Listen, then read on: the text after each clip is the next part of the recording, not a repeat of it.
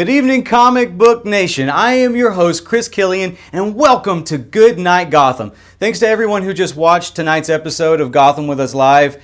Earmuffs for those of you tuning in right now who haven't watched it yet.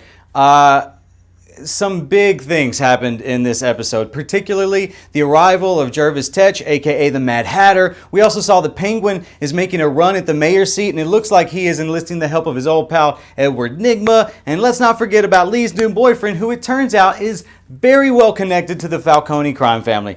But enough about all that. Let's get to why you guys are here. Tonight, we have an amazing special guest, and I can't wait to talk to her. She's appeared on all kinds of movies and TV shows, but most recently can be seen right here on Gotham as Tabitha Gallivan, aka Tigress, Jessica Lucas. Jessica, thank you so much for being here with us tonight. Thank you. I'm glad to be here. All right, well, let's just start off with a juicy icebreaker question. Just throw it all out there. Playing Tabitha on the show, you've had to kiss both Barb and you've had to kiss Butch. So, be a little real with me here. Which one is the better kisser? Because Butch looks like he'd be a pretty good kisser. How do you expect me to pick between those two? I couldn't possibly pick. They're both equally good at kissing. I mean, if you were going to ask Tabitha, last season she would have probably said Barbara, and this season there hasn't been a lot of kissing yet, so we'll have to see. Sorry, we cut out. What's going on? You're good. We're good? All right. So, well, in this next question then, technical difficulties. They're great. Live. Love it. In this season, Tabitha has opened a nightclub with Barb, which is essentially becoming a supervillain hangout.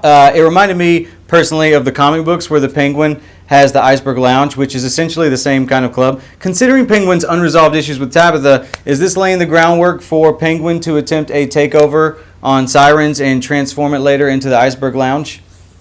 Ooh, I don't know. I don't know anything about that. I'm not as familiar with the comics. But for now, I think the plan is to keep Tabitha and Barbara as head of this club, and that she's just going to have to watch her back and hope that he doesn't kill her. Yeah, that's a fair assessment, I think. That's because you want to stay on the show as long as possible. Exactly. So clearly that's us jumping way ahead, though. So let's talk about what we saw tonight. Penguin, we just saw in this episode, he is now running for mayor, and we also know from our set visit that he may or may not be winning that race. If he does win, now he's the most powerful man in the city, and he's the one person who absolutely wants to see Tabitha killed. So how do you think the Penguin as mayor is going to affect Tabitha?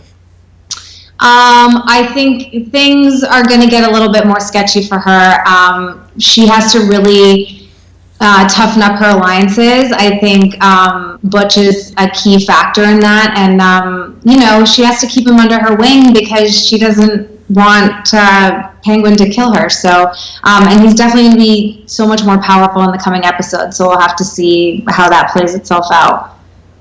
Right. Well, so far, yeah, it's only Penguin's loyalty to Butch that has kept him from trying to kill Tabitha. As mayor, he could indirectly maybe try to assassinate her. Do you think this is something Penguin might attempt, or do you think he's more the type who would want to be there in person when he tries to kill Tabitha? Yeah, I think, you know what, though, he's so loyal to Butch, too, and he respects Butch enough that something would have to happen between him and Butch for him to be able to kill Tabitha, which that could happen. Episode 5 in particular focuses a lot on that, so it should be fun. Got a little something special. Thank you, Jessica. Well, I'm kind of going on and on about how Penguin wants to kill Tabitha, but we can't forget that Tabitha is actually a badass assassin herself. So she's clearly more than capable of taking care of herself. Do you think that she can take Penguin on one-on-one? Like, who would win in a straight-up fight to the death? No contest, Tabitha would win. Right? Penguin, sources out his violence to other people. So I don't really think he would stand a chance if it was just him against her. He usually sends out Butch or some other minion to carry out his tasks. But Tabitha's actually like a trained assassin. So. Right, it would be kind of tough with that penguin waddle he's got going on to take you on in a fight to the death. I know you can't give me a straight yes or no answer, but would you be interested in getting a full-on Tigress costume on the show in the future? Of course, yeah. I'm hoping for that eventually. I mean, right now we're still focused on building up who Tabitha Gallivan is and establishing more of that. But eventually, I think the plan is to turn her into Tigress. I don't know what the writers have in store or when that's going to happen, but I hope it happens. It'll be awesome. Yeah, that would be great. I hope you get a cool mask.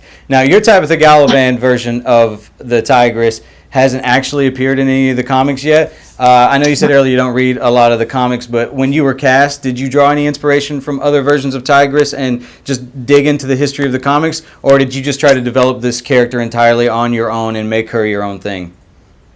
I looked at some images of her as Tigress, but because Tabitha Gallivan doesn't exist in the comics, I really felt like I had free reign to do whatever I wanted with her.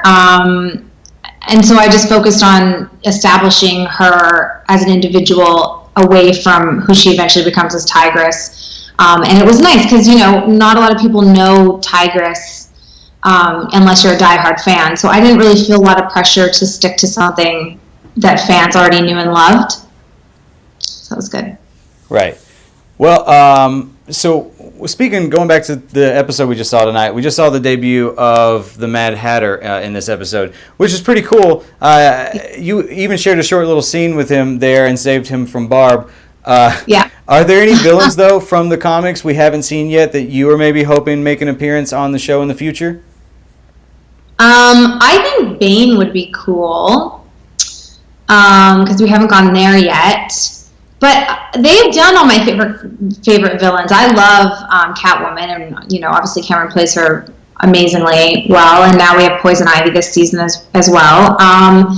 So yeah, Bane and a Batgirl would be cool. But I know she's not a villain, but maybe sometime in the future that could be kind of cool. Or Harley Quinn, even. Right. I agree with you. Me personally, I would love to see Bane make an appearance and see what they would do with him. Okay, last question. I actually spoke with David last week, who is amazing, by the way. Like, he's such a cool kid. But he didn't spill the beans on this, so now I'm going to ask you, and I will heart you forever. If you have any inside scoop for me, will we see Jim Gordon's mustache arrive this season? And if it comes out, like, what kind of mustache do you think it's going to be? Oh man, I think Ben should just go all out. It should be like the thick, really bushy mustache, right? Right. Yeah, the Magnum PI stash. No, I don't think so. I think Jim Gordon has to be at least in his 40s to be able to pull that off and not look strange. So I think we got a ways to go before the mustache makes an appearance. So you mean like a Fu Manchu, like the Hogan stash? Is that what you're thinking? Oh no Fu Manchu. All right, well, that's all for us tonight, guys. Thank you again, Jessica, for taking the time to talk to me tonight. Nice talking to you. Thank you very much. You guys make sure you follow Jessica on Twitter at Jessica Lucas or on Instagram at I am Jessica Lucas. As always, keep tuning in to Fox on Monday nights to watch Gotham. Now, speaking of, make sure you hit us up on all of the social media. Follow us at Comic Book on Twitter. Search Comicbook.com on Facebook. And you can even follow us on our Instagram at Comic Book Now, where you can look at shirtless photos of everyone on the comic book staff. Totally kidding. No one wants to see that. Big thanks again to Jessica Lucas for being here with us tonight. For Comicbook.com, I'm Chris Killian, and good night, Gotham.